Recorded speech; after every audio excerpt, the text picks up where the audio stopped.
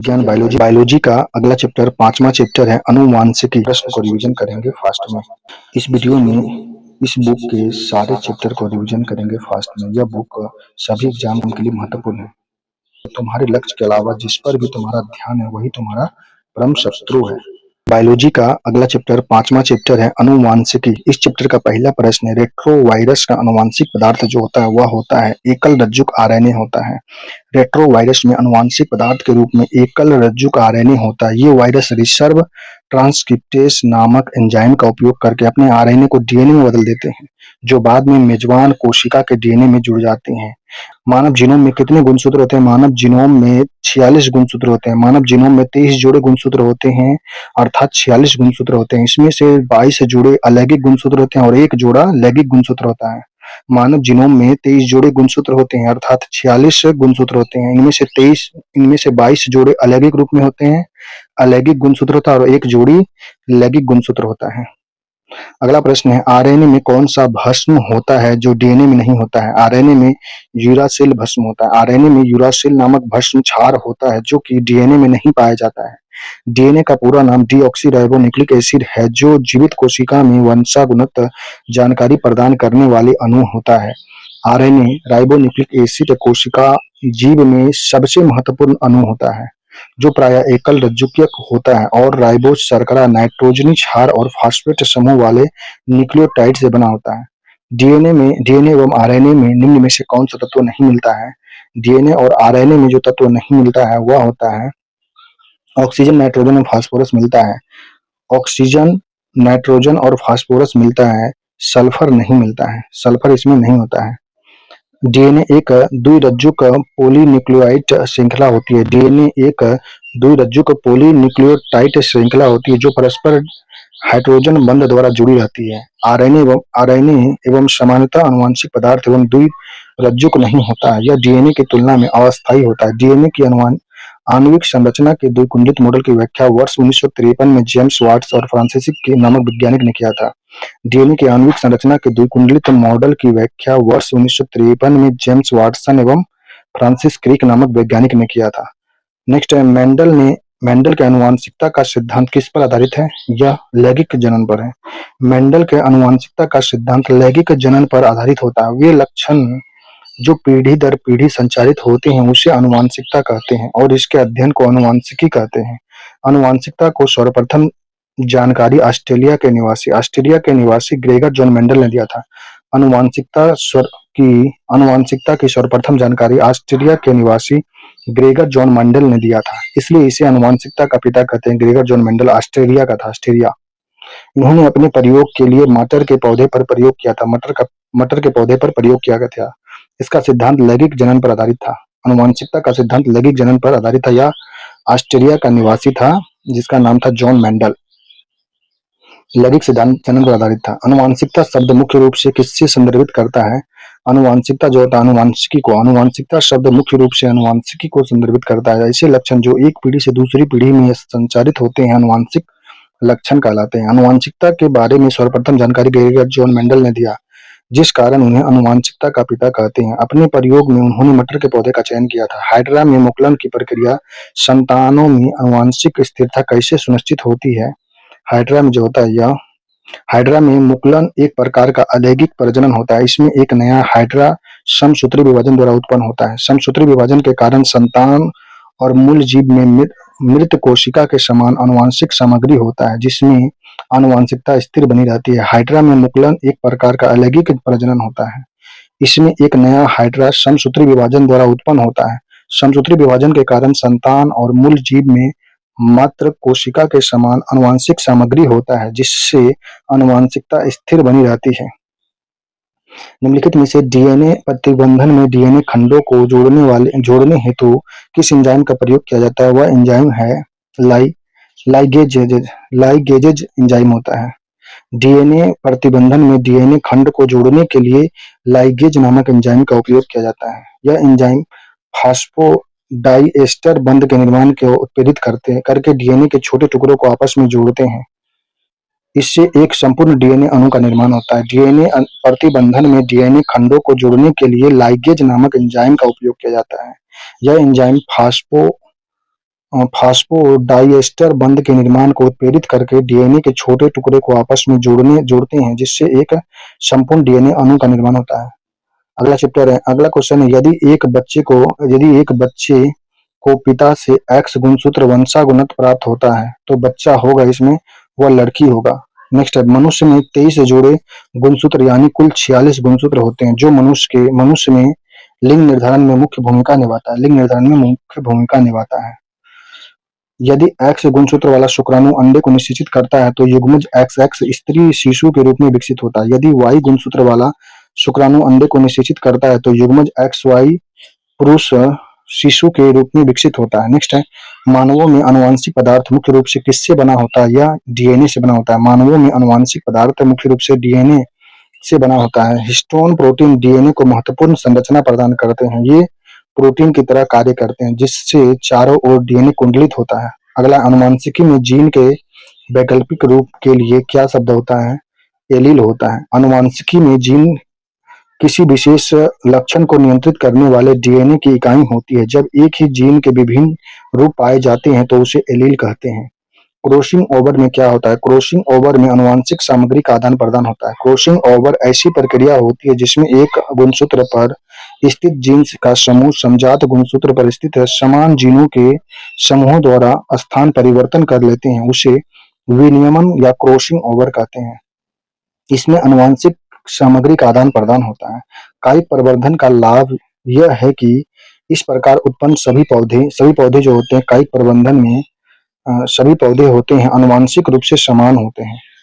किसी पौधे के वर्धी भागों जैसे जड़, तना, पत्ती द्वारा नया पौधे तैयार कर होना क्योंकि कायिक प्रवर्धन कहलाता है।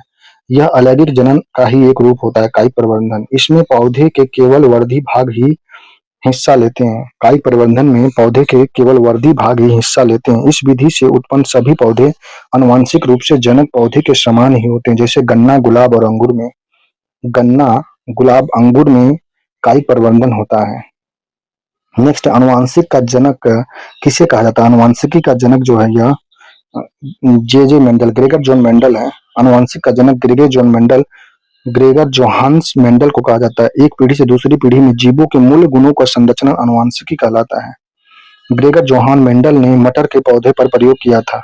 मानव जाति में निम्नलिखित में से किस प्रकार का लिंग निर्धारण होता है? यह XY होता है। मानव के प्रत्येक कोशिका के 23 जोड़े गुणसूत्र पाए जाते हैं। इनमें से 22 जोड़े को अलैंगिक गुणसूत्र तथा अंतिम जोड़ा 23वां जोड़ा लिंग गुणसूत्र होता है। द्विगुणित अवस्था में मादा का लिंग गुणसूत्र XX तथा नर का गुणसूत्र XY होता है। नर के उन्हीं गुणसूत्रों के द्वारा मानव में लिंग निर्धारण होता है। जब डीएनए निर्भर आरएनए पॉलीमरेज बहुलक होता है तो उसकी दिशा जो होती है यह एक दिशीय होती है, 5 से 3 के बीच चलता है, 5 से 3 के बीच। जब डीएनए निर्भर आरएनए पॉलीमरेज बहुलक होता है तो उसकी दिशा 5 से 3 की ओर होती है। डीएनए निर्भर आरएनए पॉलीमरेज बहुलक होता है तो उसकी दिशा 5 से 3 की ओर होती है। यह प्राकृतिक द्विशाख पर कुछ जटिलता पैदा इसमें होता है। नेक्स्ट, मटर के पौधा पर अध्ययन के दौरान मेंडल ने कितने विपर्यास विशेषक चयन किए थे? मटर के पौधा पर जो मेंडल ने किया था वह 7 प्रकार का किया था। मेंडल ने अपने प्रयोग में मटर के पौधा में 7 जोड़ी विपर्यास लक्षण का अध्ययन किया। वे विपर्यास इस प्रकार थे: पहला बीजों के रूप में, दूसरा बीज का रंग के रूप में, तीसरा बीज का फूल का रंग के रूप में, चौथा फली के रूप में। 7 प्रकार का जो उपयोग किया था उसमें था पहला बीज के रूप में, दूसरा बीज का रंग के रूप में, तीसरा बीज फूल के रंग के रूप में, चौथा फली के रूप में, पांचवा फली का रंग के रूप में, 6 नंबर पे था फूलों की स्थिति के रूप में, और 7वां था पौधों के आकार तने की लंबाई पर निर्भर कर रहा था। पौधे का आकार, तने की लंबाई 7वां था, 6ठा था फूल की स्थिति, 5वां था फली का रंग, 4था था फली का रूप, तीसरा था फूल का रंग, दूसरा था बीज का रंग, पहला था बीज का रूप।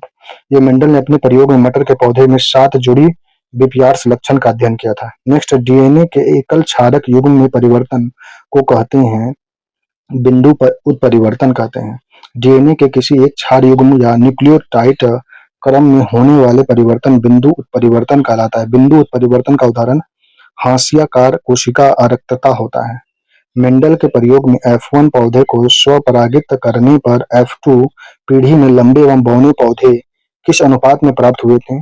वह जिस अनुपात में प्राप्त हुआ था उसका नाम है 3:1 के अनुपात में। मेंडल के प्रयोग में F1 पीढ़ी के सभी पौधे लंबे थे तथा पुनः F1 पीढ़ी के 2 पौधे का संस्करण किया गया, तब F2 पीढ़ी के पौधे तथा 2 तो लंबे या बौने होते थे। लंबे तथा बौने पौधे का अनुपात 3:1 के बीच में था, 3:1 में था। कोई भी पौधा बीच की ऊंचाई का नहीं होता था, अर्थात लंबे या बौनेपन का लक्षण स्वतंत्र रूप से वंशानुगत होते हैं। लंबे या बौने बौने का लक्षण स्वतंत्र रूप से वंशानुगत होते हैं। अगला है गुणसूत्र, जिसमें गुणसूत्र बिंदु अनुपस्थित होता है कहलाता है वह एसिंट्रिक कहलाता है। एसेंट्रिक कहलाता है। गुणसूत्र जिसमें गुणसूत्र बिंदु अनुपस्थित होता है उसे एसेंट्रिक कहते हैं। गुणसूत्र जिसमें गुणसूत्र बिंदु अनुपस्थित होता है वे एसेंट्रिक अकेंद्रीय गुणसूत्र कहलाते हैं। जब गुणसूत्र किसी एक किनारे पर हो तो उसे टेलोसेंट्रिक कहते हैं। जब गुणसूत्र किसी एक किनारे पर होता है तो उसे टेलीसेंट्रिक कहते हैं। किसी स्थान पर गुणसूत्र जिसमें एक गुणसूत्र का भाग बड़ा तथा दूसरा छोटा हो उसे गुणसूत्र का प्रकार एक्रोसेंट्रिक कहते हैं। गुणसूत्र का प्रकार उसे कहते हैं एक्रोसेंट्रिक कहते हैं। जोड़े में पाए जाने वाले गुणसूत्रों को द्विगुणित कहते हैं। गुणसूत्र जिसमें गुणसूत्र बिंदु अनुपस्थित होगा वे अकेंद्रीय मतलब एसेंट्रिक कहलाएंगे गुणसूत्र। जब गुणसूत्र किसी एक किनारे पर होगा तो उसे टेलोसेंट्रिक कहेंगे। किसी स्थान पर गुणसूत्र बिंदु जिसमें एक गुणसूत्र का बड़ा भाग तथा दूसरा छोटा भाग हो तो उसे गुणसूत्र का प्रकार एक्रोसेंट्रिक कहेंगे। जोड़े में पाए जाने वाले गुणसूत्र को द्विगुणित कहते हैं। अगला वंशागत का क्रोमोसोमवाद का सिद्धांत किसने प्रस्तुत किया था? सटन और बेबरी ने किया था। वंशागत एवं क्रोमोसोमवाद का सिद्धांत सटन और बेबरी ने दिया था। गुणसूत्र क्रोमोसोम का नामकरण H.W. वाल्डेयर ने वर्ष 1988 में किया था। गुणसूत्र क्रोमोसोम का नामकरण जो था H.W. वाल्डेयर ने 1988 में किया था। गुणसूत्र में पाए जाने वाले आनुवंशिक पदार्थ को जीनोम कहते हैं। जीन इन्हीं गुणसूत्रों पर पाया जाता है। जीन जो होता है जीनोम के अंदर ही पाया जाता है जीन। वंशागुणित या क्रोमोसोमवाद का सिद्धांत सटन और बेबरी ने दिया था। गुणसूत्र का नामकरण H.W. वाल्टेयर ने 1888 में किया था। गुणसूत्र में पाए जाने वाले आनुवंशिक पदार्थ को जीनोम कहते हैं। जीन इन्हीं गुणसूत्रों पर पाए जाते हैं। आनुवंशिकता की सबसे छोटी इकाई जो होता है जीन होता है। आनुवंशिकता की सबसे छोटी इकाई जीन होती है। ये डीएनए की लंबी श्रृंखला के छोटे खंड होते हैं। ये आनुवंशिकता की बुनियादी भौतिक और क्रियात्मक इकाई होती है। प्रत्येक व्यक्ति की प्रत्येक जीन की 2 प्रतियां होती है। प्रत्येक माता पिता के विरासत से मिली होती है। जीन प्रोटीन नामक अणु बनाने के निर्देशन के रूप में कार्य करते हैं। कई जीन एक साथ गुणसूत्र बनाते हैं। मानव शरीर में 23 जोड़े गुणसूत्र होते हैं। अगला आनुवंशिक परिविकार, जिसमें केंद्रक में 47 क्रोमोसोम XY हो जाते हैं उसे कहते हैं क्लाइफेंडर सिंड्रोम कहते हैं। क्लाइफेंडर सिंड्रोम में लिंग गुणसूत्र 2 के स्थान पर 3 XY होते हैं, जिससे केंद्रक में 47 क्रोमोसोम गुणसूत्र हो जाते हैं। इसमें एक अतिरिक्त X गुणसूत्र की उपस्थिति के कारण विषम होते हैं पर उसमें शुक्राणु नहीं बनते हैं। ऐसे पुरुष नपुंसक हो जाते हैं। क्लाइनफेल्टर सिंड्रोम में लिंग गुणसूत्र 2 के स्थान पर 3 XY होते हैं। इसमें केंद्रक में 47 क्रोमोसोम गुणसूत्र हो जाते हैं, जिसमें एक अतिरिक्त X गुणसूत्र की उपस्थिति के कारण विषम होते हैं पर उसमें शुक्राणु नहीं बनते हैं। ऐसे पुरुष नपुंसक हो जाते हैं। नेक्स्ट, मेंडल ने मटर पर किए गए अपने प्रयोग के लिए निम्न में से कौन सा लक्षण का चयन नहीं किया था? मेंडल ने यह फूल की आकृति का नहीं किया, जबकि बीज का रंग, फूल की स्थिति का किया, लेकिन आकृति के बारे में जानकारी नहीं था इसको। जॉर्ज मेंडल ने मटर के किए गए प्रयोग में 14 असली प्रजनन वाले मटर के पौधे को किस्मों को जोड़ी के रूप में चुना। विपरीत लक्षण वाले थे। इसमें बीज के रंग, फूल की स्थिति, पौधे की ऊंचाई व रंग का चयन किया गया था, जबकि फूल की आकृति का चयन नहीं किया गया था। अगला है निम्नलिखित में से कौन आनुवंशिक है? आनुवंशिक जो इसमें है जीन। गुणसूत्र पर स्थित डीएनए की बनी वो अति सूक्ष्म रचना होती है जो आनुवंशिक लक्षणों को धारण एवं उनका एक पीढ़ी से दूसरी पीढ़ी में स्थानांतरण करती है। जीन डीएनए के न्यूक्लियोटाइड्स का एक ऐसा अनुक्रम होता है जिसमें सन्निहित कूटबद्ध सूचनाओं से अंत प्रोटीन के संश्लेषण का कार्य संपन्न होता है। अगला, गैमेटीन की शुद्धता के नियम का प्रतिपादन किसने किया था? मेंडल ने किया था। गैमेट की शुद्धता के नियम का प्रतिपादन ग्रेगर जोहान मेंडल ने किया था। मेंडल एक आनुवंशिक वैज्ञानिक थे जिन्होंने मटर के पौधे का प्रयोग कर आनुवंशिकता के नियम का प्रतिपादन किया था। गैमेट की शुद्धता के नियमानुसार जब दो विपरीत लक्षणों वाले शुद्ध नस्ल के एक ही जाति के दो पौधे या जनकों के बीच संकरण कराया जाता है तो उसकी उनकी F1 पीढ़ी से संकर पौधे प्राप्त होते हैं, परंतु उनकी दूसरी पीढ़ी F2 में पौधों में परस्पर विपरीत लक्षणों का एक निश्चित अनुपात में प्रतिकरण अलग हो जाता है और युग्मकों को शुद्धता बनी रहती है, जिसे ही युग्मक की शुद्धता का नियम कहते हैं। अगला, जेनेटिक कोड की खोज किसने किया था? यह हरगोविंद खुराना ने। जेनेटिक कोड की खोज हरगोविंद खुराना ने किया था। जेनेटिक कोड आनुवंशिकता कोड की खोज Hargobind Khorana, Marshall W Nirenberg और रॉबर्ट डब्ल्यू होली के नेतृत्व में 3 शोध समूह द्वारा स्वतंत्र रूप से की गई थी। जेनेटिक कोड आनुवंशिक कोड की खोज Hargobind Khorana, Marshall W Nirenberg और रॉबर्ट डब्ल्यू होली के नेतृत्व में 3 शोध समूहों द्वारा स्वतंत्र रूप से किया गया था। आनुवंशिक कोड का कोड डीएनए और पूरक कोड में डीएनए और पूरक एमआरएनए पर मौजूद एक ट्राइन्यूक्लियोटाइड अनुक्रम है जो एक विशिष्ट एमिनो एसिड के लिए कोड करते थे। आनुवंशिक कोड पॉलीपेप्टाइड श्रृंखला में अमीनो एसिड के क्रम को निर्धारित करता है। जेनेटिक कोड आनुवंशिक कोड की खोज Hargobind Khorana, Marshall W Nirenberg और रॉबर्ट डब्ल्यू होली के नेतृत्व में 3 शोध समूह द्वारा स्वतंत्र रूप से की गई थी। कोड डीएनए और पूरक एमआरएनए पर मौजूद एक ट्राइन्यूक्लियोटाइड अनुक्रम है जो एक विशिष्ट एमिनो एसिड के लिए कोड करता है। आनुवंशिक कोड पॉलीपेप्टाइड श्रृंखला में एमिनो एसिड के क्रम को निर्धारित करता है। एलोसोम जो होते हैं लिंग गुणसूत्र को एलोसोम कहते हैं। मनुष्य में 23 जोड़ी 46 गुणसूत्र होते हैं। 22 जोड़ी गुणसूत्र स्त्री और पुरुषों में समान और उसके अपने अपने समजात होते हैं। 22 जोड़ी जो स्त्री और पुरुष दोनों में समान होते हैं, इसमें इन्हें समजात गुणसूत्र या ऑटोसोम कहते हैं। 23वां जोड़ी जो गुणसूत्र होता है स्त्री और पुरुष में भिन्न भिन्न होते हैं, जिससे विषम जात गुणसूत्र लिंग गुणसूत्र या एलोसोम कहते हैं। विषम जात या लिंग गुणसूत्र जो होता है इसे एलोसोम कहते हैं, जो अलग अलग होता है। नेक्स्ट है, अगला चैप्टर है जैव विकास। इसमें पहला प्रश्न है, किसी जीव की आंतरिक स्थिरता बनाए रखने की क्षमता को कहते हैं हेमियोस्टेसिस कहते हैं। किसी जीव के आंतरिक स्थिरता बनाए रखने की क्षमता को हेमियोस्टेसिस कहते हैं। हेमियोस्टेसिस एक जीव की वह क्षमता होती है जिसके द्वारा वह अपने आंतरिक पर्यावरण को स्थिर बनाए रखता है, भले ही बाहरी वातावरण में बदलाव हो। यह शरीर के तापमान, द्रव्य संतुलन और रक्त शर्करा जैसे कई चरों को एक निश्चित सीमा के भीतर रखता है। जीव विकास को सर्वप्रथम किसने समझाया था? लैमार्क ने। जीव विकास को सर्वप्रथम लैमार्क ने समझाने का प्रयास किया था। इसका सिद्धांत था लैमार्कवाद के नाम से जाना जाता है। यह फ्रांसीसी जीव वैज्ञानिक थे। उनके अनुसार जीवों के आंतरिक बल में जीवों के आकार को बढ़ाने की प्रवृत्ति होती है। जैसे उनके अनुसार जिराफ की गर्दन लंबी इसलिए हुई क्योंकि वह ऊंचे पेड़ों की पत्तियां खाता था। डार्विन ने भी विकासवाद को परिभाषित किया, जबकि न्यूटन और आइंस्टीन मूलतः भौतिक विज्ञान से जुड़े हैं।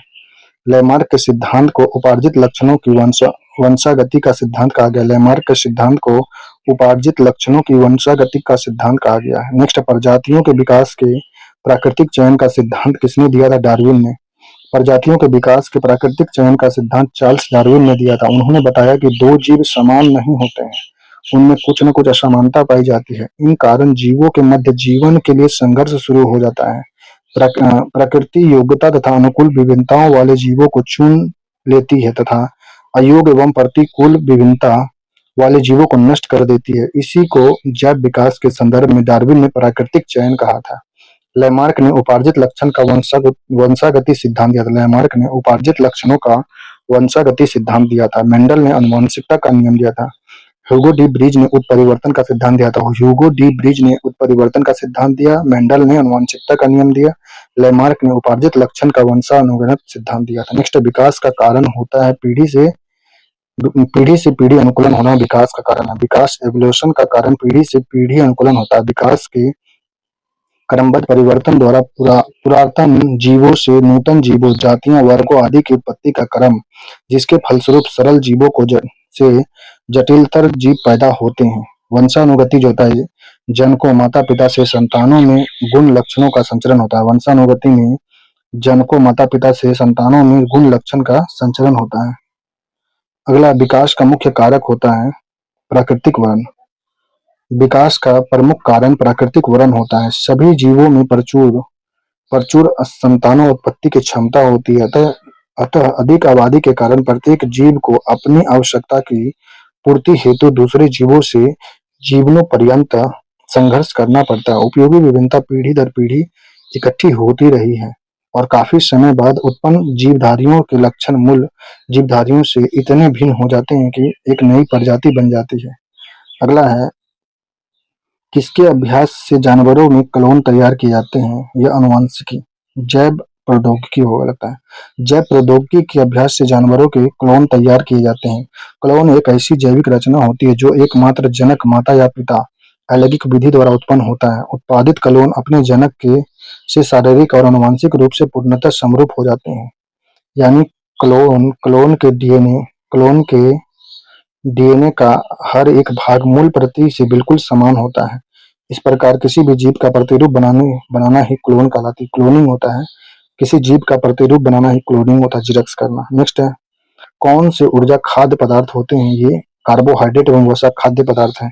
हमारे शरीर को ऊर्जा प्रदान करने वाले खाद्य पदार्थ कार्बोहाइड्रेट एवं वसा होते हैं। कार्बोहाइड्रेट यह ऊर्जा का प्रमुख स्रोत होता है। शरीर की कुल ऊर्जा आवश्यकता की 50 से 79% की पूर्ति कार्बोहाइड्रेट से ही होती है। 1 ग्राम ग्लूकोज के पूर्ण पूर्ण ऑक्सीकरण से 4.2 किलो कैलोरी ऊर्जा प्राप्त होती है। 1 ग्राम ग्लूकोज के पूर्ण ऑक्सीकरण से 4.2 किलो कैलोरी ऊर्जा प्राप्त होती है। यह कार्बन, हाइड्रोजन और ऑक्सीजन CHO का रासायनिक यौगिक होता है। कार्बोहाइड्रेट कार्बोहाइड्रेट जो मिलता है गेहूं, चावल, शक्कर, शहद, गन्ना में पाया जाता है कार्बोहाइड्रेट। वसा जो है यह भी ऊर्जा का प्रमुख स्रोत होता है। वसा भी ऊर्जा का प्रमुख स्रोत है। जो 1 ग्राम वसा में पूर्ण ऑक्सीकरण से 9.3 किलो कैलोरी मिलता है। 1 ग्राम वसा से 9.3 कैलोरी मिलता है, जबकि कार्बोहाइड्रेट से 1 ग्राम में 4.2 किलो कैलोरी मिलता है। दूध, घी, मछली वसा के स्रोत हैं। दूध, घी और मछली। नेक्स्ट है, यदि यदि द्वीप वह द्वीप जिस पर चार्ल्स डार्विन ने फेचिंग पर जैव विकास के संदर्भ में अध्ययन किया था, वह द्वीप का नाम था गैलापागोस द्वीप था। गैलापागोस द्वीप वह द्वीप था जिस पर चार्ल्स डार्विन ने फिशिंग पर जैव विकास का अध्ययन किया था। डार्विन ने थ्योरी ऑफ इवोल्यूशन नामक पुस्तक लिखा था। डार्विन का पुस्तक था थ्योरी ऑफ इवोल्यूशन नामक पुस्तक। गैलापागोस द्वीप समूह लगभग 60,000 वर्ग किलोमीटर में फैला इक्वाडोर का एक हिस्सा है। इक्वाडोर का हिस्सा था गैलापागोस द्वीप जो था इक्वाडोर का हिस्सा था, जिसका क्षेत्रफल 60,000 वर्ग किलोमीटर में फैला हुआ था। इक्वाडोर ने वर्ष 1935 में गैलापागोस को वन्य जीव अभ्यारण्य तथा वर्ष 1959 में राष्ट्रीय उद्यान घोषित किया गया था। गैलापागोस को इक्वाडोर ने 1935 में वन्य जीव अभ्यारण्य तथा वर्ष 1959 में राष्ट्रीय उद्यान घोषित किया था। वर्ष 1978 में यह द्वीप यूनेस्को का पहला विश्व धरोहर बना था। यूनेस्को का पहला विश्व धरोहर 1978 में यह गैलापागोस द्वीप बना था, जिस पर चार्ल्स डार्विन ने फिशिंग किया था, या इक्वाडोर में। नेक्स्ट है, योग्यता की उत्तरजीविता की बात किसने किया था? यह डार्विन ने किया था। योग्यता की उत्तरजीविता प्राकृतिक चयन द्वारा विकास के सिद्धांत की व्याख्या करने का एक तरीका है, जिसको जीव वैज्ञानिक चार्ल्स डार्विन ने बताया था। योग्यता की उत्तरजीविता प्राकृतिक चयन की प्रक्रिया की व्याख्या करता है, क्योंकि प्राकृतिक प्रक्रियाएं जीवित रहने और विकास होने के लिए योग्यतम जीवों का चयन करती है। नेक्स्ट, डायनासोर विलुप्त हुए थे क्रिटेशियन युग में। डायनासोर क्रिटेशियन युग में विलुप्त हुए थे। क्रिटेशियन काल लगभग 6.5 करोड़ वर्ष पहले के अंत तक अस्तित्व में रहे थे। डायनासोर को यूनानी भाषा में भयानक छिपकली कहा जाता है। यह 16 करोड़ वर्ष तक पृथ्वी के सबसे प्रमुख स्थलीय कशेरुकी जीव थे तथा यह कुछ शाकाहारी तो कुछ मांसाहारी थे। अगला है, अफ्रीका की मूल जाति कौन सी थी? अफ्रीका का मूल जाति का नाम था यह था ऑस्ट्रेलियाइड। अफ्रीका की मूल जाति ऑस्ट्रेलियाइड है। इसका खोज पूर्व प्लेस्टोसीन युग में सर्वप्रथम मानव का पहला जीवाश्म के रूप में किया गया। 1924 में अफ्रीका के टोंग की चट्टान से हुआ था। इसका नाम ऑस्ट्रेलियोपिथेकस अफ्रीकेटस रखा गया था। ऑस्ट्रेलिया के मूल जाति ऑस्ट्रेलियाइड हैं। इसकी खोज वो पूर्व प्लेस्टोसीन युग में प्लीस्टोसीन युग में सर्वप्रथम मानव का पहला जीवाश्म के रूप में सन 1924 में अफ्रीका के टोंग की चट्टान में हुआ था। इसका नाम जो था ऑस्ट्रेलियोपिथेकस अफ्रीकेटस रखा गया था। अगला, विकास की प्रक्रिया में मनुष्य का निकटतम प्राणी जो है यह है गाय। गाय नहीं, बंदर होगा। विकास की प्रक्रिया में मनुष्य का निकटतम प्राणी बंदर है। पूरा वैज्ञानिकों को मिले अवशेष के अध्ययन के पश्चात ज्ञात जानकारी के अनुसार विकास प्रक्रिया में मनुष्य का निकटतम प्राणी बंदर है, जिसका नाम ऑस्ट्रेलियोपिथेकस सेरिबा है। पूरा वैज्ञानिकों को मिले अवशेष के अध्ययन के पश्चात ज्ञात जानकारी के अनुसार विकास की प्रक्रिया में मनुष्य का निकटतम प्राणी बंदर है, जिसका नाम ऑस्ट्रेलियोपिथेकस सेरिबा है। अगला चैप्टर था वर्गीकी।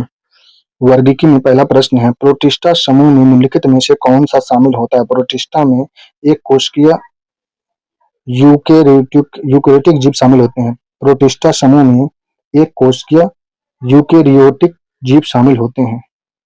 प्रोटिस्टा जगत में जल में रहने वाले एक कोशिकीय यूकेरियोटिक सूक्ष्म जीव होते हैं। प्रोटिस्टा में विविध पोषी स्लाइम मोल्स तथा प्रोटोजोआ होते हैं। प्रोटिस्टा जगत में जल में रहने वाले एक कोशिकीय यूकेरियोटिक सूक्ष्म जीव होते हैं। प्रोटिस्टा में विविध पोषी स्लाइम मोल्स तथा प्रोटोजोआ होते हैं। नेक्स्ट, भोजन अधिग्रहण करने वाले अंग होते हैं स्यूडोपोडियम होते हैं। स्यूडोपोडियम अमीबा में भोजन अधिग्रहण करने और गति करने वाले अंग होते हैं स्यूडोपोडियम।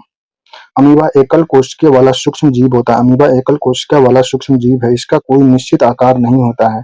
यह अपना आकार परिवर्तित करता है। अमीबा अपना आकार परिवर्तित करता है। अमीबा का निश्चित आकार नहीं होता है। अनुकूलन परिस्थितियों में अमीबा जनन करता है द्विखंडन द्वारा।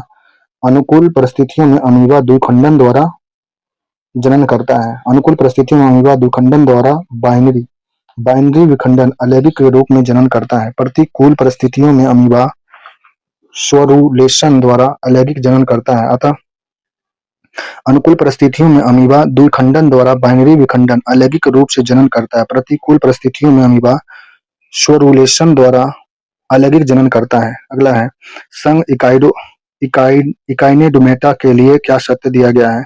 यह उपयुक्त में से एक से अधिक दिया गया है। संघ इकाइडेमेटा समुद्री जीव होते हैं। इनका शरीर गोल, नालवत या तारदृश्य त्रिस्तरीय खंड विहीन होता है। इसमें वास्तविक देह गुहा पाई जाती है, जो शिशु प्रावस्था में द्विपार्श्विक सममिति परंतु वयस्क में पंचचयती अरीय हो जाती है। वास्तविक देह गुहा रोमाभी पेरिटोनियम द्वारा घिरी तथा अनेक नलिकाओं एवं पत्रों में बटी, जिसमें 3 विशिष्ट तंत्र होते हैं, जल संवहनी, हीमल तथा पेरीहीमल होते हैं। संघ इकाइडोमेटा समुद्री जीव होते हैं। इसका शरीर गोल, नालावत या तारदृश्य त्रिस्तरीय खंडन विहीन होता है। इसमें वास्तविक देह गुहा पाई जाती है, जो शिशु प्रावस्था में द्विपार्श्विक सममिति परंतु वयस्क में पंचचयती अरीय हो जाते हैं। वास्तविक देह गुहा रोगाभी पेरिटोनियम द्वारा घिरी तथा अनेक नलिकाओं एवं पत्रों में बटी, जिसके 3 विशिष्ट तंत्र बने होते हैं, जल संवहनी, हीमल तथा पेरीहीमल होते हैं। नेक्स्ट, दुनिया के पहले पादप परागकणों जिन्हें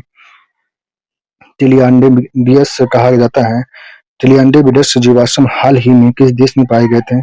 यह देखे गए थे, यह था रूस में।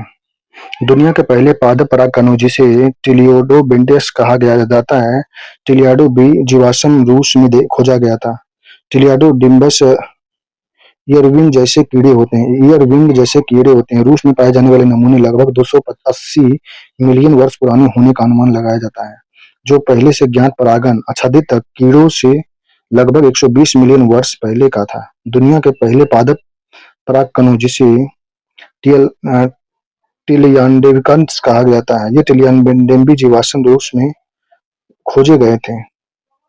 टिलियाडेविडस ईयरविंग जैसे कीड़े होते हैं। रूस में पाए जाने वाले नमूने लगभग 280 मिलियन वर्ष पुराने होने का अनुमान लगाया जाता है, जो पहले से ज्ञात परागण आच्छादित कीड़ों से लगभग 120 मिलियन वर्ष पहले के थे। अगला है, कौन सा क्लोरोप्लास्ट का एक लक्षण है जो उसे स्वप्राकृतिक के योग्य बनाता है? वह होता है डीएनए और आरएनए दोनों ही उपस्थित होते हैं। इसमें डीएनए और आरएनए दोनों ही उपस्थित क्लोरोप्लास्ट का एक लक्षण होता है जो उसे स्वप्राकृतिक के योग्य बनाते हैं। क्लोरोप्लास्ट एक हरे रंग का प्लास्टिड होता है जो एक पौधे की कोशिका के अंदर मौजूद होता है। क्लोरोप्लास्ट एक दोहरी झिल्ली वाला संरचना भी होता है। डीएनए और आरएनए दोनों दोनों की उपस्थिति क्लोरोप्लास्ट का एक लक्षण है जो उसे स्वप्रकृति योग्य बनाता है। क्लोरोप्लास्ट एक हरे रंग का प्लास्टिड होता है जो हरे पौधे की कोशिका के अंदर मौजूद होता है। क्लोरोप्लास्ट एक दोहरी झिल्ली वाली संरचना होती है। अगला, डीएनए और आरएनए दोनों प्रकार के न्यूक्लिक एसिड पाए जाते हैं। डीएनए और आरएनए दो प्रकार के न्यूक्लिक एसिड होते हैं। डीएनए और आरएनए दो प्रकार के न्यूक्लिक एसिड हैं। डीएनए को डीऑक्सीराइबोन्यूक्लिक एसिड अम्ल तथा आरएनए को राइबोन्यूक्लिक अम्ल कहा जाता है। डीएनए अणु दो लंबे सूखे या श्रृंखला का बना होता है जो परस्पर एक अक्ष के चारों तरफ विपरीत दिशा में घुमावदार सीढ़ी के समान कुंडलित होता है। आरएनए की अधिकांश मात्रा कोशिका द्रव्य के रूप में तथा थोड़ी मात्रा केंद्रक में पाई जाती है। इसमें केवल एक सूखी श्रृंखला होती है। आरएनए में केवल सूखी श्रृंखला होती है जो राइबो शर्करा, फॉस्फेट अम्ल, प्यूरिन बेस, एडेनिन, गुआनिन और पिरिडिन बेस, साइटोसोम और यूरिसिल का बना होता है। आरएनए जो होता है इसमें केवल एक सूखी श्रृंखला होती है जो राइबो शर्करा, फास्फोरिक अम्ल, फ्यूरिन बेस एमीन ए, गुआनिन जी और पेरिडिन पेरिमिडिन बेस साइटोसोम सी और यूरिसिल यू का बना होता है। यह आरएनए के बारे में था। नेक्स्ट है, डीएनए डबल हेलिक्स संरचना की खोज किसके द्वारा किया गया था? जेम्स वाटसन और फ्रांसिस क्रिक के द्वारा। 25 अप्रैल 1953 में डीएनए की डबल हेलिक्स संरचना की खोज का श्रेय जीव वैज्ञानिक जेम्स वाटसन तथा भौतिक वैज्ञानिक फ्रांसिस क्रिक को दिया जाता है। जीव वैज्ञानिक था जेम्स वाटसन और भौतिक वैज्ञानिक था फ्रांसिस क्रिक था। उन्होंने मानव जीन युक्त अणुओं का निर्धारण किया था। मानव जीन युक्त अणु का निर्धारण किया था। इसके बाद उन्हें अपने शोध के लिए मॉरिस विलिंगटन के साथ नोबेल पुरस्कार दिया गया था। इनके बाद अपने शोध के लिए मॉरिस विलिंगटन के साथ नोबेल पुरस्कार जीता था। नेक्स्ट है, 25 अप्रैल 1953 में डीएनए की डबल हेलिक्स संरचना की खोज का श्रेय जीव वैज्ञानिक जेम्स वाटसन था। भौतिक वैज्ञानिक फ्रांसिस क्रिक ने, दोनों अमेरिका के थे। इन्होंने मानव जीन युक्त अणुओं का निर्धारण किया था। इसके बाद अपने शोध के लिए मॉरिस विलिंगटन के साथ इसको नोबेल पुरस्कार दिया गया था। नेक्स्ट है, वह लक्षण जिन पर 5 जगत वर्गीकरण आधारित था, वह लक्षण का नाम था कोशिका भित्तिक केंद्रक झिल्ली एवं पोषण विधि।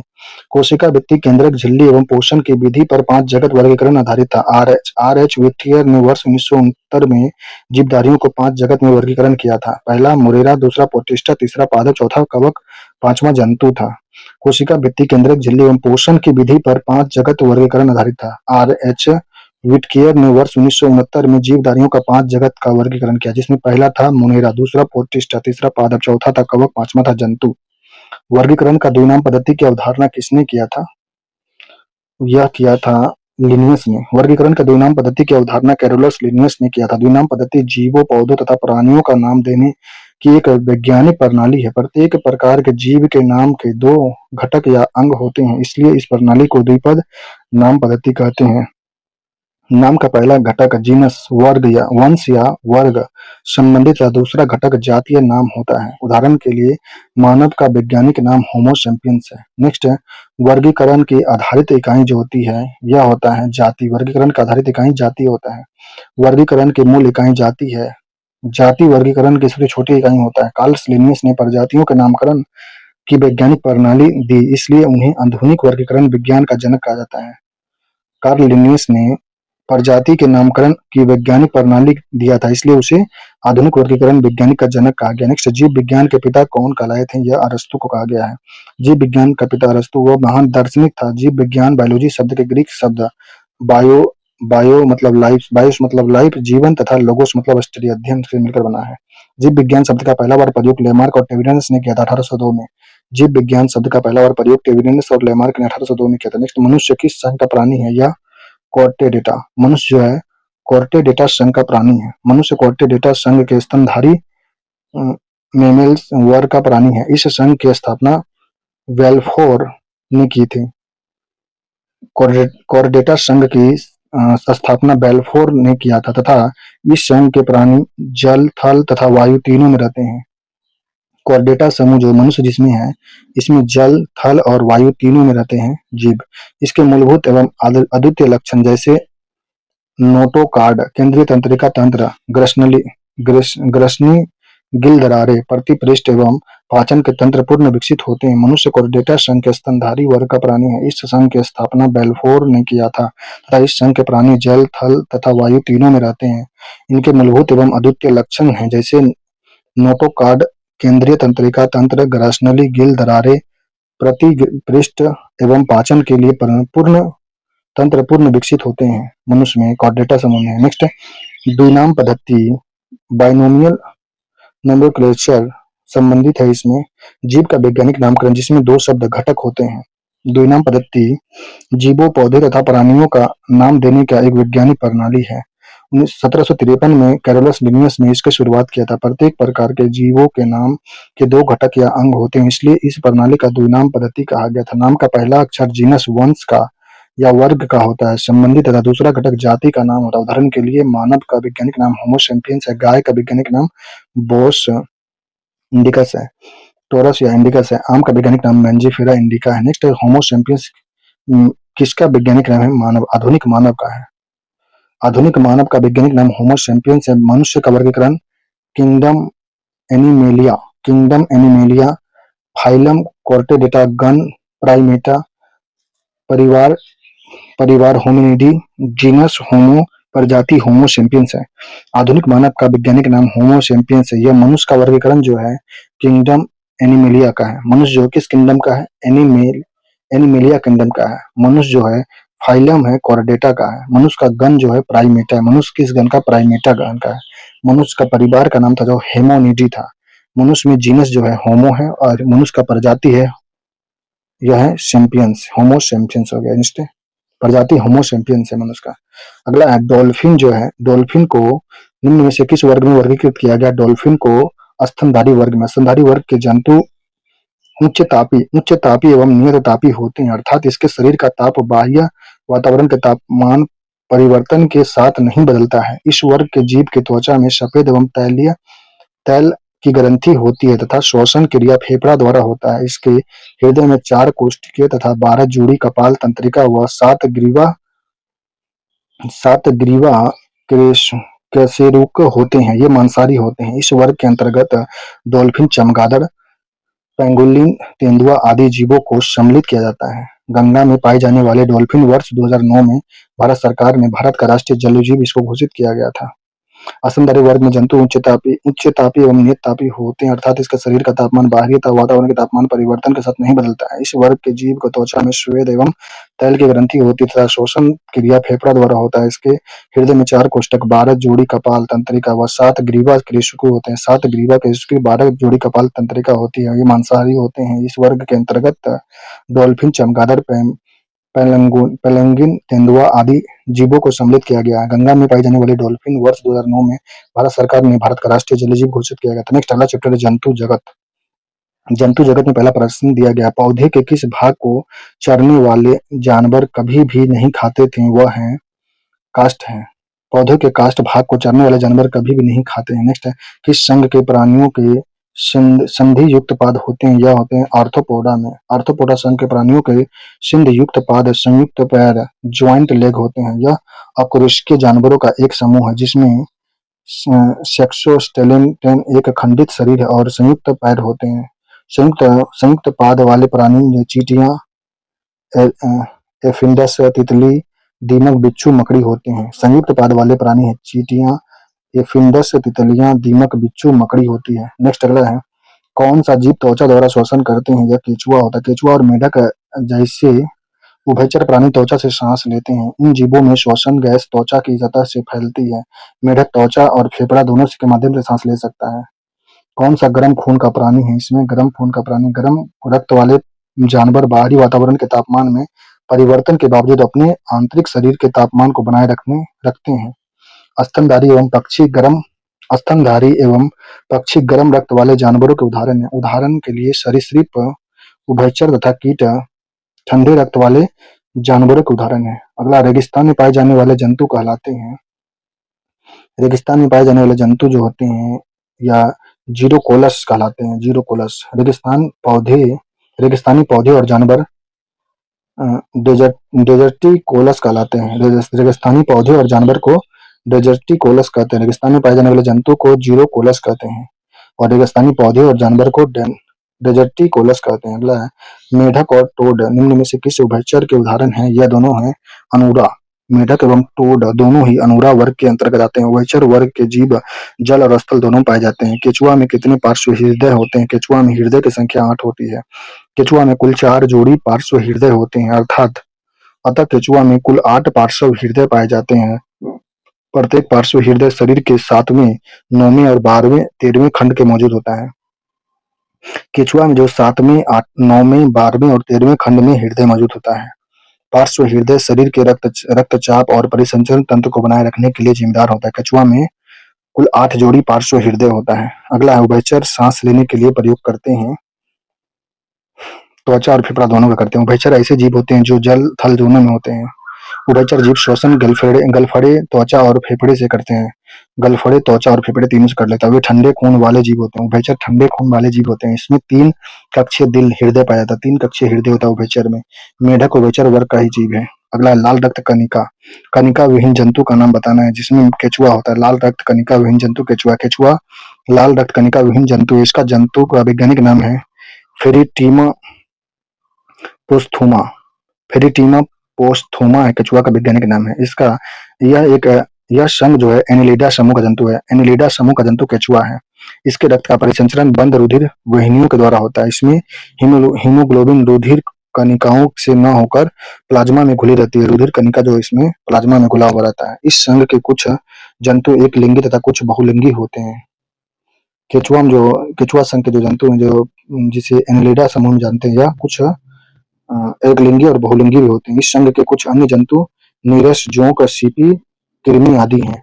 नीरस, जोंक, सीपी, कृमि है केचुआ के संबंध में। नेक्स्ट, कीट सांस लेते हैं। कीट जो सांस लेते हैं श्वास रंध्र द्वारा कीट सांस लेते हैं। कीट श्वास रंध्र द्वारा सांस लेते हैं। कीट आर्थ्रोपोडा संघ के अंतर्गत आते हैं। कीट जो होते हैं आर्थ्रोपोडा संघ के अंतर्गत आते हैं।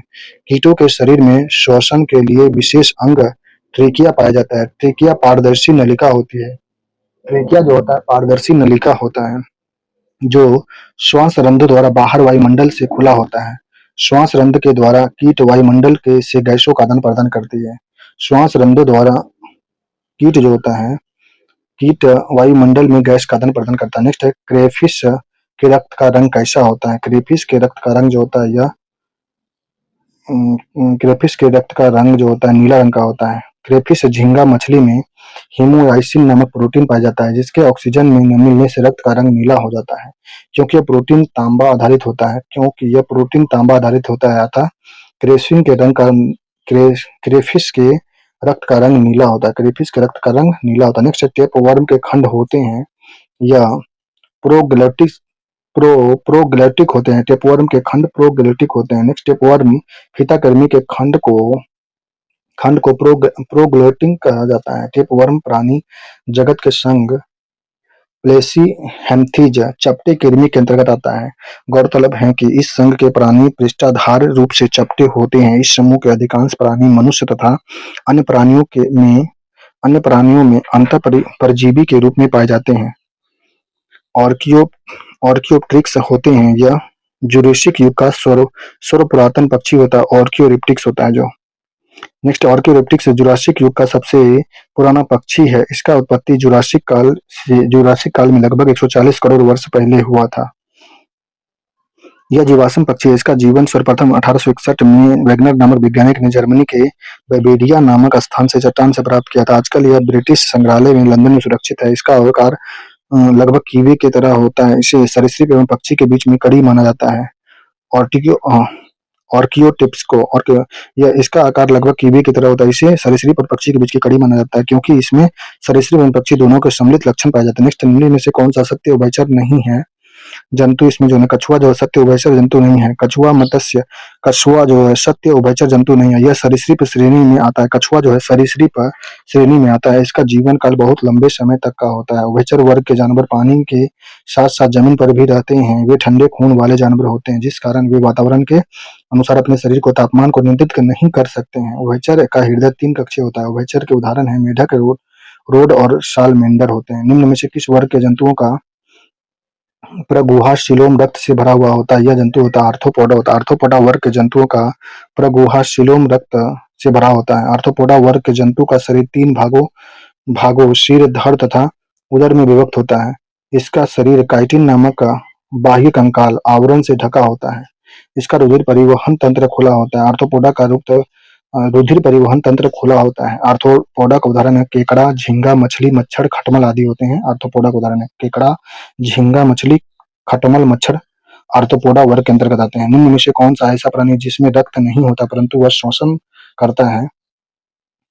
यह होता है हाइड्रा। हाइड्रा एक ऐसा प्राणी है जिसमें रक्त नहीं होता है परंतु यह शोषण करता है। हाइड्रा निडेरिया संघ का सूक्ष्म आकार का जलीय जीव होता है। हाइड्रा जो होता है निडेरिया संघ का सूक्ष्म आकार का जलीय जीव होता है। इसमें लैंगिक जनन की क्षमता पाई जाती है। हाइड्रा में लैंगिक जनन की क्षमता पाई जाती है।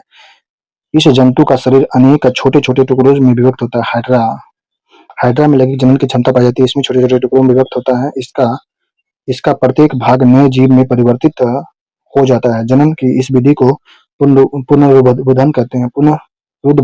पुनरुद्भवन हाइड्रा में जनन की विधि है। नेक्स्ट, हाइड्रा एक ऐसा प्राणी है जिसमें रक्त नहीं होता है परंतु यह शोषण करता है। हाइड्रा निडोरिया शंख का समूह आकार का जलीय जीव होता है। इसमें लैंगिक जनन की क्षमता पाई जाती है। हाइड्रा में लैंगिक जनन की क्षमता होती है परंतु जंतु का शरीर अपने छोटे छोटे टुकड़ों में विभक्त होता है। हाइड्रा में इसका प्रत्येक भाग नए भाग जीव में परिवर्तित हो जाते हैं। जनन की इस विधि को पुनरुद्भवन कहते हैं। पक्षी अपने नाइट्रोजन युक्त बेकार पदार्थों को किस रूप में उत्सर्जित करती है? वह रूप होता है यूरिक अम्ल के रूप में। पक्षी अपने नाइट्रोजन युक्त बेकार पदार्थ को यूरिक अम्ल के रूप में उत्सर्जित करती है। यूरिक अम्ल का उत्सर्जन उन प्राणियों के फायदेमंद है जिन्हें अपनी उत्तरजीविता बनाए रखने के लिए जल का संरक्षण करना पड़ता है। सरीसृप पक्षी स्थलीय घोंघों तथा कीटों से नाइट्रोजनी अपशिष्ट यूरिक अम्ल का उत्सर्जन जल की कम मात्रा के साथ नलिकाओं या पेस्ट के रूप में होता है। एक मधुमक्खी एक रानी मधुमक्खी किस प्रकार के अंडे देती है? यह देती है दो प्रकार। एक से बनते हैं रानी और कार्यकर्ता तथा दूसरे से बनती है ड्रोन। एक रानी मधुमक्खी किस प्रकार के अंडे देती है? रानी मधुमक्खी जो होती है दो प्रकार के अंडे देती है। एक से बनते हैं रानी मक्खी और दूसरे से बनती है कार्यकर्ता तथा एक से बनती है रानी और कार्यकर्ता मक्खी बनती है। दूसरे से जो बनती है ड्रोन बनती है। रानी मधुमक्खी दो प्रकार के अंडे देती है। एक अंडे से रानी तथा कार्यकर्ता का जन्म होता है जबकि दूसरे अंडे से ड्रोन का उद्भव होता है। नेक्स्ट अगला है लीवर। लीवर प्लूक किसके पित्तवाहिनी में होता है? लीवर प्लूक जो होता है यह भेड़। लीवर प्लूक भेड़ की पित्तवाहिनी में रहता है। लीवर प्लूक परजीवी कीड़े हैं जो पित्त नलिकाओं और संक्रमित जानवर के यकृत में रहते हैं। लीवर प्लूक का वैज्ञानिक नाम फेलियोला हिपेटिका है। फेलियोला हिपेटिका है। ये परजीवी मवेशियों और भेड़ों में फेसियोलियासिस नामक बीमारी का कारण बनता है। फेसियोलिसिस नामक बीमारी का कारण बनता है। निम्न में से कौन सा स्तनपायी नहीं है? इसमें मछली स्तनपायी नहीं। मछली स्तनपायी नहीं है। यह मत्स्य वर्ग में आती है। मछली का त्वचा सल्क अथवा प्लेटों से ढकी होती रहती है। प्लेटों से ढकी रहती है। अपनी मांसल पूंछ का प्रयोग तैरने के लिए करती है। इसका शरीर धारीय रेखा होता है। इसमें श्वसन क्रिया के लिए कलोम पाए जाते हैं। मछली में श्वसन क्रिया के लिए कलोम होता है जो जल में ग्रीन ऑक्सीजन का उपयोग करती है। महावर्ग मत्स्य या फिशीज को क्रमशः पोलोक्लोमाइड विलुप्त समूह या कार्डनिविथिज उपस्थित में मत्स्य तथा अस्टिटक्वीज स्थलीय मत्स्य नामक 3 वर्गों में बांटा गया है। नेक्स्ट, किसी स्तनपायी जीव के हृदय में कितने कोष्ठक होते हैं? स्तनपायी जीवों में जो कोष्ठक होते हैं यह 4 कोष्ठक होते हैं। 2 आलिंद और 2 निलय होता है। कीट जल सतह पर दौड़ने में सक्षम होता है क्योंकि पृष्ठ तनाव जल सतह को एक लचीला झिल्ली के समान बना देता है। कीट जल सतह पर दौड़ने के सक्षम होता है क्योंकि पृष्ठ तनाव के कारण जल की सतह एक लचीली झिल्ली के समान हो जाती है। जुगनू क्या होता है? जुगनू जो होता है कीट होता है। जुगनू कीट का उदाहरण है। कीट आर्थ्रोपोडा संघ का एक प्रमुख वर्ग होता है जिसमें लगभग 10 लाख से अधिक प्रजातियों का नामकरण हो चुका है जबकि इनकी कुल अनुमानित संख्या लगभग 3 करोड़ है। कीटों का 10 लाख का नामकरण हो चुका है। 3 करोड़ इसकी संख्या बताई गई है कीटों का। सबसे छोटे जीव जो स्वयं विकास एवं प्रजनन करने में समर्थ होते हैं उसे कहते हैं माइकोप्लाज्मा कहते हैं। माइकोप्लाज्मा लैंगिक अलैंगिक कोशिका संलग्न तथा लैंगिक जनन द्वारा प्रजनन करते हैं। ये ऐसे जीवधारी होते हैं जिनमें कोशिका भित्ति नहीं पाई जाती है। माइकोप्लाज्मा में कोशिका भित्ति नहीं पाई जाती है। ये ऑक्सीजन की अनुपस्थिति में भी जीवित रह सकते हैं। माइकोप्लाज्मा ऑक्सीजन की अनुपस्थिति में भी जीवित रह सकते हैं। ये सबसे सूक्ष्म जीव सजीव होते हैं। सबसे सूक्ष्म सजीव का नाम माइकोप्लाज्मा है। नेक्स्ट है मधुमक्खी कॉलोनी के सदस्य एक दूसरे को किस प्रकार पहचानते हैं? या गंध से। मधुमक्खी कॉलोनी के सदस्य एक दूसरे को गंध से पहचानते हैं। मधुमक्खी कॉलोनियों की रक्षा के दौरान एक दूसरे को खोजने और आसानी से पहचानने के लिए फेरोमोन्स का उपयोग करती है। प्रत्येक छत्ते की अपनी अनूठी गंध होती है, जिससे जिससे मधुमक्खियां अपने परिवार के सदस्य को पहचान पाती है। फेरोमोन्स मधुमक्खी के बीच संवाद करने का सबसे सुविधाजनक तरीका होता है। फेरोमोन्स मधुमक्खियों के बीच संवाद करने का सबसे सुविधाजनक तरीका होता है। नेक्स्ट, दीमक की आंत में सेलुलोज के पचाने के लिए क्या उपस्थित होता है? यह होता है प्रोटोजोआ। दीमक सेलुलोज को भोजन के रूप में ग्रहण करता है, किंतु उसे पचाने की क्षमता दीमक में नहीं होती है। दीमक के आंत में पाए जाने वाला प्रोटोजोआ सेलुलोज का पाचन करता है। दीमक और प्रोटोजोआ के मध्य सहभागिता का रिश्ता होता है। दीमक दीमक सेलुलोज का भोजन के रूप में ग्रहण करता है, किंतु उसे पचाने की क्षमता नहीं होती है। दीमक के आंत में पाए जाने वाला प्रोटोजोआ सेलुलोज को पचाता है। दीमक और प्रोटोजोआ के मध्य सहभागिता का रिश्ता होता है। टीनिया सोलियम को सामान्य रूप से जानते हैं टेपवर्म के रूप में। टीनिया सोलियम को पोर्क टेपवर्म, सुअर मांस फीता कृमि कहा जाता है। टीनिया सोलियम को ये प्लेटहेल्मिन्थ संघ के अस्टेरोडा वर्ग के संबंधित होता है। बीफ टेपवर्म में टीनिया सैगिनेटा होता है। बीफ टेपवर्म में टीनिया सैगिनेटा होता है। शीप टेपवर्म में जो मोनिजिया एक्सपेजा होता है। में सबसे शीप टेपवर्म में मोनिजिया एक्सपेजा होता है। बीफ टेपवर्म में टीनिया सैगिनेटा होता है। नेक्स्ट है, सबसे विशाल जीवित स्तनपायी होता है। सबसे विशाल स्तनपायी नीली व्हेल सबसे विशाल स्तनपायी है। सबसे विशाल जीवित स्तनपायी नीली व्हेल है। यह एक समुद्री स्तनधारी जीव होता है। यह एक समुद्री स्तनधारी जीव है। इसकी लंबाई 30 मीटर तक तथा वजन लगभग 200 टन दर्ज किया गया है। 30 मीटर तक इसकी लंबाई और 200 टन तक दर्ज किया गया है। विशाल जीवित नील व्हेल का वजन 200 टन तक दर्ज किया गया। वर्तमान में अस्तित्व में रहने वाला जानवरों में सबसे बड़ा जानवर यही है, क्या नाम, नीली व्हेल है। इसका शरीर लंबा एवं पतला होता है। जल के बाहर निकाले जाने पर मछलियां मर जाती है, क्योंकि जल के बाहर निकलने से वे श्वसन नहीं ले पाती है। मछलियां गिल्स द्वारा सांस लेती है। उन्हें हमारी तरह फेफड़े नहीं होते हैं, न ही वे हमारी तरह नाक से सांस लेती है। मछलियां सांस लेने के लिए मुंह में पानी लेती है, या पानी गलफड़ों से होता हुआ बाहर निकल जाता है। पानी से मिली हुई ऑक्सीजन गलफड़े की कोशिका द्वारा सोख ली जाती है और गलफड़े में बहने वाले खून के साथ ऑक्सीजन मिल जाती है और शरीर में भ्रमण करती है। ऑक्सीजन से मछली का खून शुद्ध होते रहता है तथा मछली के सांस लेने की क्रिया पूरी तरह से, इसलिए मछली को पानी से बाहर निकालने पर मर जाती है।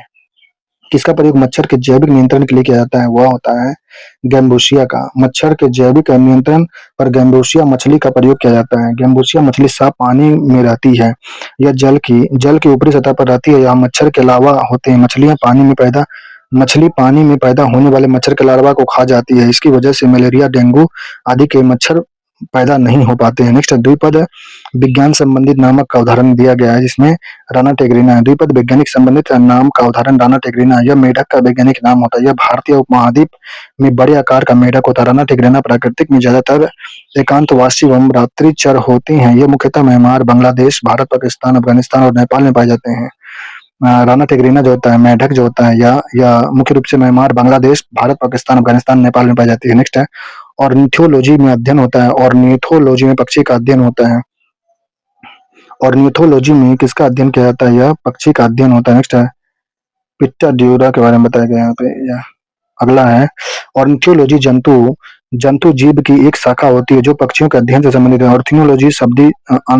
ऑर्निथोलॉजी शब्द दो ग्रीक शब्दों से बना है, और ऑर्नियस पक्षी और लॉजी सिद्धांत। या पक्षी के सभी पहलुओं जैसे कि शरीर के आकार, उपस्थिति, निवास तथा प्रवास, स्वरूप, संयोग, व्यवहार, आवाज, नकल करने की क्षमता आदि के वैज्ञानिक अध्ययन से संबंधित होता है। नेक्स्ट, प्लाज्मोडियम में किस प्रकार का जनन होता है? प्लाज्मोडियम में बहुविभाजन होता है। प्लाज्मोडियम में बहुविभाजन प्रकार का जनन होता है। यह एक प्रकार का अलैंगिक जनन होता है, जिसमें केंद्रक बार बार विभाजित होते रहते हैं प्लाज्मोडियम में, जिसके बाद कोशिका द्रव्य अलग अलग भागों में बढ़ जाता है, जिससे कई नई संतति कोशिका बन जाती है। प्लाज्मोडियम में ऐसा होता है। यह प्रक्रिया विशेष रूप से सिजोगनी कहलाती है। अगला, कुछ सरीसृप में लिंग निर्धारण पूर्ण रूप से पर्यावरण पर निर्भर करती है। यह देखा गया है कि इसमें क्या होता है, इसमें लिंग निर्धारण निषेचन अंडे के उष्मायन ताप पर निर्भर करते हैं। कुछ सरीसृप जैसे कछुआ, मगरमच्छ और कुछ छिपकलियां लिंग निर्धारण आनुवंशिक कारकों के बजाय पूरी तरह से निषेचित अंडे के उष्मायन तापमान पर निर्भर करती है। इस प्रक्रिया को तापमान निर्भर लिंग निर्धारण कहा जाता है। यदि अंडे को कम तापमान पर उष्मायन किया जाता है तो वह लिंग आमतौर पर नर तथा उच्च तापमान पर उष्मायन किया जाए तो दूसरा लिंग आमतौर पर मादा बनता है। यदि कम तापमान पर किया जाएगा तो नर बनेगा, ज्यादा तापमान पर किया जाएगा तो मादा बनेगा, विकसित होता है। नेक्स्ट है, निम्नलिखित में से किसके शरीर में एक चक्र में केवल एक ही बार उधर हृदय में आता है, वह होता है मछली में। मछलियों में एकल चक्र परिसंचरण होता है जिसमें रक्त एक बार हृदय से होकर गुजरता है। इसका हृदय दो कक्षीय, एक अलिंद और एक निलय वाला होता है। हृदय रक्त में गलफड़े से जाता है जहां ऑक्सीजन ग्रहण करता है और फिर पूरे शरीर में फैलता है। हिप्पोकैप्टस हिप्पोकैप्टस एंकोजिसिटस और एनाबस जैसी मछलियां इसका उदाहरण है। यह प्रणाली स्तनधारियों या पक्षियों की तुलना में सरल होती है। अगला, बाघ का वैज्ञानिक नाम जो है यह है पैंथेरा टाइग्रिस है। बाघ का वैज्ञानिक नाम पैंथेरा टाइग्रिस है। शेर का वैज्ञानिक नाम पैंथेरा लियो है। चीता का वैज्ञानिक नाम एसिनोटिक्स जुपिटस है। चीता का वैज्ञानिक नाम जो है एनी एसिनोटिक्स जुबिटस है। चमगादड़ तथा पक्षी के पंख जो होते हैं यह समजात अंग होते हैं। चमगादड़ तथा चमगादड़ और पक्षी के पंख समजात अंग के उदाहरण होते हैं, अर्थात इसकी विकासवादी उत्पत्ति अलग अलग है लेकिन उनके कार्यों में समानता होती है। चमगादड़ और पक्षी के पंख समजात अंग के उदाहरण होते हैं। इसकी विकासवादी उत्पत्ति अलग अलग है लेकिन उनके कार्य समान होते हैं। अगला है, अनुकूलन परिस्थितियों में अमीबा जनन करता है, यह करता है द्विखंडन द्वारा। अनुकूलन परिस्थितियों में अमीबा का प्रजनन द्विखंडन द्वारा होता है। अमीबा एक प्रकार का एक कोशिकीय जीव होता है जो अपने आकार को बदलने की क्षमता रखता है। अमीबा अपने आकार को बदलने की क्षमता रखता है। जिस जीव में पौधे एवं जंतु के लक्षण पाए जाते हैं उसे कहते हैं यूग्लिना। यूग्लिना एक ऐसा कोशिकीय प्रोटोजोआ संघ का प्राणी है जिसे जंतु और पादप के बीच का योजक कड़ी कहा गया। यूग्लिना, इसमें हरित लवक पाया जाता है। यह कोशिकाभिका कोशा कोशाभिका की सहायता से गति करता है। कीट सांस जो लेते हैं यह लेते हैं श्वास रंध्र द्वारा लेते हैं। कीट में श्वास लेने के लिए विशेष अंग ट्रेकिया पाए जाते हैं। ट्रेकिया पारदर्शी शाख में नलिका होती है जो श्वसन रंध्रों द्वारा वायुमंडल में खुलती है। कीटों के शरीर में ट्रेकिया का जाल होता है अतः कीट श्वसन रंध्र के द्वारा सांस लेते हैं। टेपवर्म के खंड कहलाते हैं, यह पोगलोटिड कहलाते हैं। टेपवर्म के खंड पगलोटिड कहलाते हैं। यह एक वयस्क टेपवर्म में सिर, गर्दन व अन्य खंड होते हैं। एक वयस्क टेपवर्म में सिर, गर्दन व अन्य खंड होते हैं। टेपवर्म एक अकशेरुकी जंतु होते हैं। टेपवर्म जो होते हैं एक अकशेरुकी जंतु होते हैं जो जानवर व मनुष्य के आंत में रहते हैं। टेपवर्म जो होते हैं अकशेरुकी जंतु होते हैं जो मानव व जानवरों के आंत में होते हैं। टीनिया सोलियम को सामान्य रूप से कहते हैं, यह कहते हैं पॉर्क टेपवर्म कहते हैं। टीनिया सोलियम को सामान्य रूप से पॉर्क टेपवर्म कहते हैं। यह सुअर मांस फीताकृमि मनुष्य में संक्रमण करने वाली सामान्य जाति होती है। यह द्विपोषी परजीवी होता है। नेक्स्ट है, रोडियस। रोडियस प्रजाति माता पिता की देखभाल दर्शाती है। यह जो है मीठे पानी में संबुक की जिम्मेदारी हस्तांतरित करके। रोडियस साइप्रिनिड मछली की प्रजाति है जिसे बटरलिंग्स भी कहा जाता है। ये अल्पकाल तक 5 वर्ष जीवित रहने वाले प्रजाति होती है। इसका आकार 11 सेंटीमीटर तक होता है। ये शांत पानी, तालाब, झील आदि में निवास करती है। ये मछलियां सर्वहारा होती है जो जीव और पौधे दोनों को खाती है। ये मछलियां प्रजनन के लिए मीठे पानी के संबुक, घोंघा, संघ पर आश्रय होती है अतः ये अपने अंडे को जिम्मेदारी संबुक को हस्तांतरित करती है। मादा रोडियस संबुक के मेटल कैविटी में अपने ओविपोस्टियर को फंसाकर गिल फिलामेंट के बीच अंडे जमा करती है और नर रोडियस और शुक्राणुओं को शंकुबों के अंतः शोषण जल प्रवाह को छोड़ देता है जिससे शंबुक के गलफड़े के भीतर निषेचन क्रिया होती है। अगला, असमतापी जंतु जिसका हृदय द्विकक्षीय होता है वह कहलाता है, यह शार्क होता है। असमतापी जंतु शार्क का हृदय द्विकक्षीय होता है। ऐसे जीव जिसके शरीर का तापमान पर्यावरण के तापमान के साथ घटता बढ़ता रहता है असमतापी जंतु कहलाते हैं, जैसे सरीसृप, उभयचर, मछली आदि। इन्हें शीत रक्तीय जीव भी कह सकते हैं। कौन सा कथन मेढक के रक्त परिसंचरण तंत्र के लिए सही बताया गया? इसमें मेढक के हृदय में 3 कोश का 2 आलिंद और 1 निलय होता है। मेढक के रक्त परिसंचरण तंत्र का मुख्य भाग हृदय में 3 कोश, 2 आलिंद, 1 निलय होता है। यह एक बंद परिसंचरण तंत्र होता है मेढक में तथा इसके हृदय की दीवार मंसल और संकुचल होते हैं। इसका हृदय दोहरी झिल्ली द्वारा ढका होता है। मेढक का जो हृदय होता है इसमें पेरिकार्डियल मेम्ब्रेन होता है। मेढक के हृदय में अमीबा किससे भोजन ग्रहण करता है? अमीबा जो होता है कूटपाद के द्वारा। अमीबा अपना भोजन कूटपाद या एंडोसाइटोसिस द्वारा ग्रहण करता है। अमीबा जल में पाए जाने वाले सूक्ष्म जीवों को अपना आहार बनाता है। वह अपने भोजन को किसी भी सतह से कूटपाद के द्वारा ग्रहण कर लेता है। जब भोजन उसके संपर्क में आते हैं तो वह अपने कूटपाद से उसे चारों तरफ से घेर लेता है और प्यालेनुमा रचना के रूप में ग्रहण करता है, जिसे खाद्यधानी या रिक्तिका कहते हैं। अगला है, निम्नलिखित में से कौन सा प्राणी स्तनधारी नहीं है? इसमें छिपकली स्तनधारी नहीं है। बाघ, चमगादड़, व्हेल है।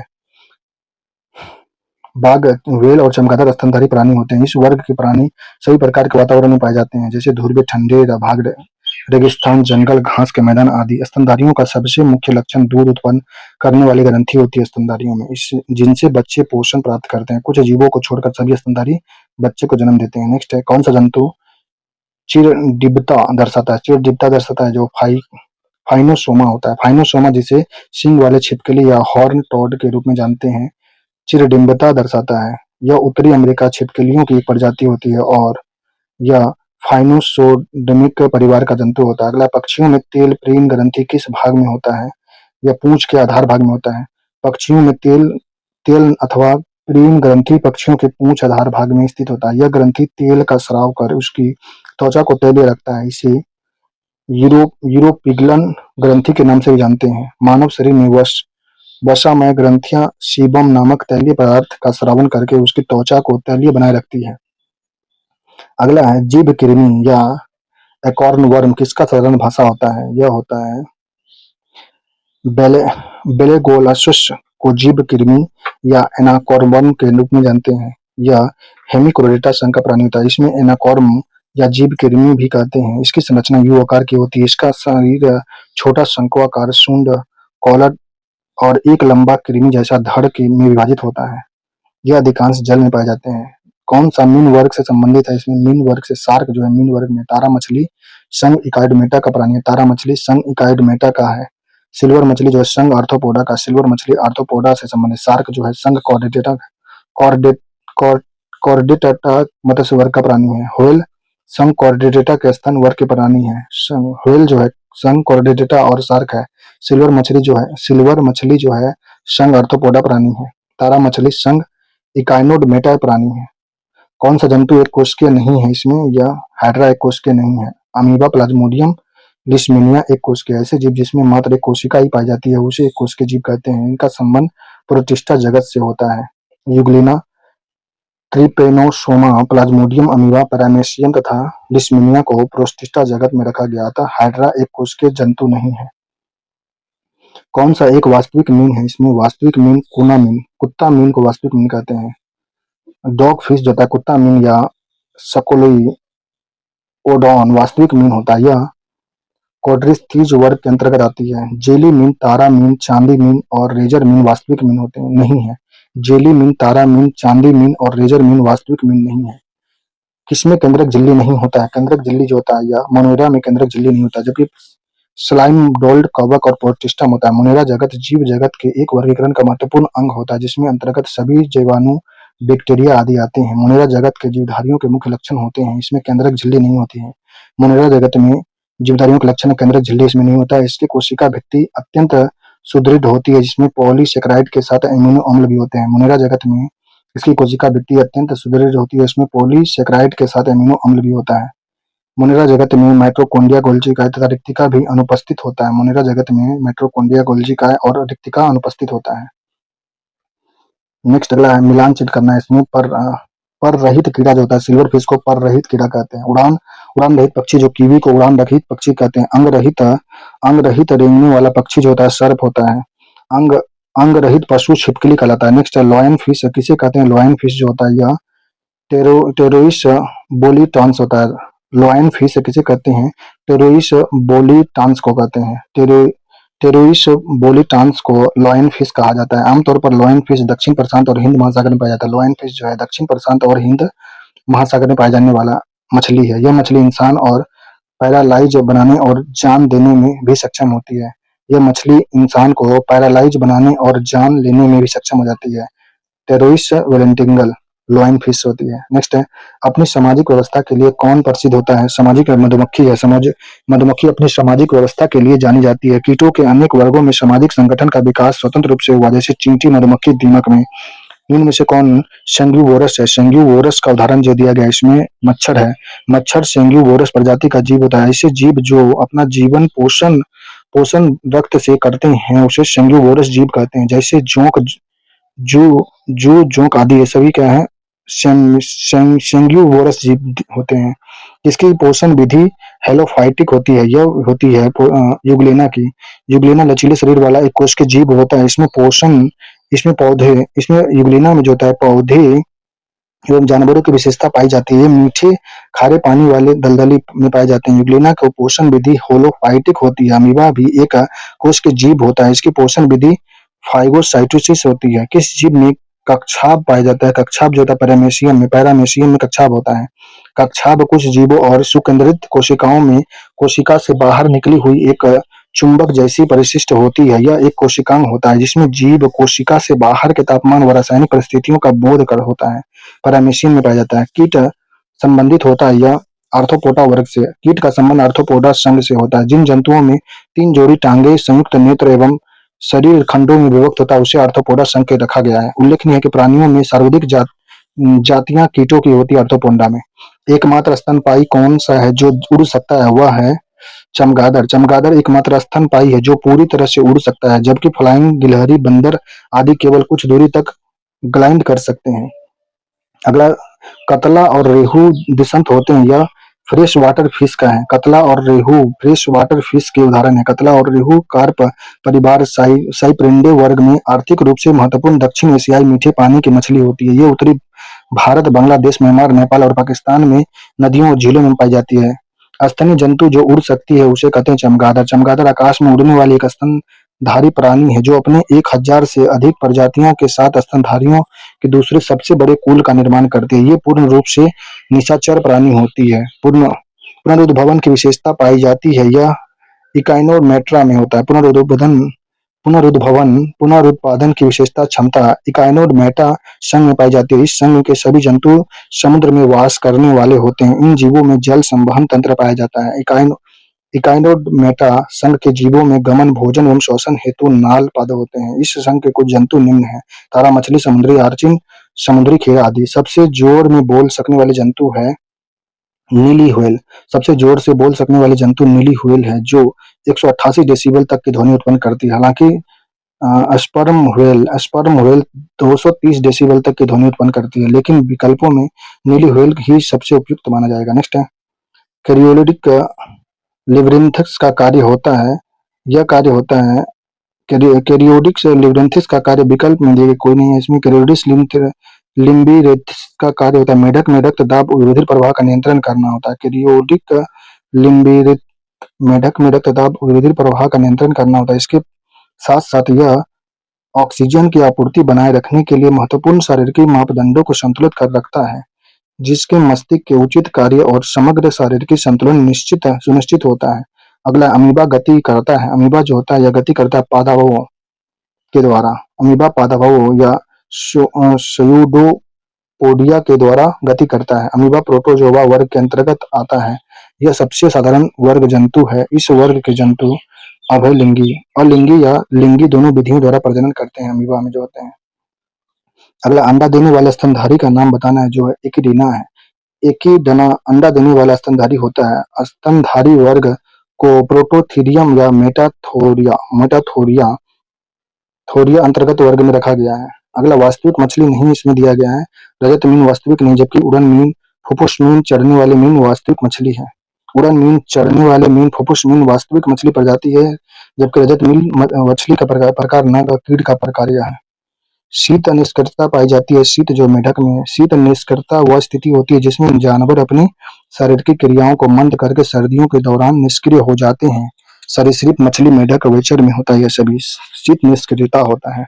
मेढक को ट्रेडपोल किस रूप में अनुकूलित होता है? यह होता है एंटोनोडेलिक के रूप में होता है। ट्रेडपोल मेढक के जीवन चक्र का चरण होता है जब वह अंडे से निकलते हैं और उन्हें गलफड़े व पूंछ भी होता है मेढक का। यह एमोनोलेटिक के रूप में अनुकूलित होते हैं तथा नाइट्रोजन युक्त अपशिष्ट को घुलनशील अमोनिया के रूप में उत्सर्जित करते हैं। भूमिचरों में तीव्रता स्तनधारी होती है। तीव्रतम स्तनधारी जो होता है चीता होता है। भूमिचरों में चीता तीव्रतम स्तनधारी प्राणी है। वह तथा जमीन पर रहने वाला सबसे तेज जानवर है जो कि छोटी सी छलांग से 120 किलोमीटर प्रति घंटा की गति से प्राप्त करता है। चीता की जो गति होती है 120 किलोमीटर प्रति घंटा होती है। ऑस्ट्रेलिया में पाई जाने वाली प्राणी पिंग फुट वेली फुट जो चूहे के जैसा होती है, भूमिचरों के सबसे छोटे स्तनधारी रूप में जानी जाती है। इसका वजन लगभग 200 ग्राम तक होता है।